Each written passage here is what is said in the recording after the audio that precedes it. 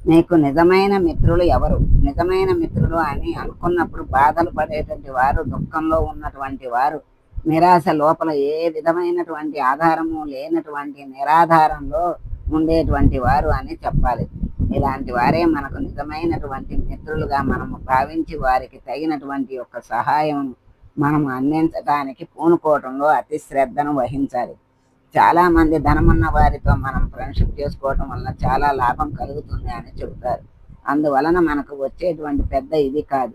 అందరి యందు అందరితో ఫ్రెండ్‌షిప్ ఉండవలసిందే. కానీ ధనమున్నటువంటి వారితో నీవు ఫ్రెండ్‌షిప్ చేసుకున్నప్పుడు ఏదో ఒక సమయం లోపల రూ. 10 నీవు అడగవలసి వస్తుంది. రూ. 10 అడిగినప్పుడు నీ ఫ్రెండ్‌షిప్ కట్ అయిపోతుంది. నీకు ఇహ మొహం చూపించడు. చూస్తే అడుగుతాడేమో ఏమో అని తాను వేరైపోతాడు.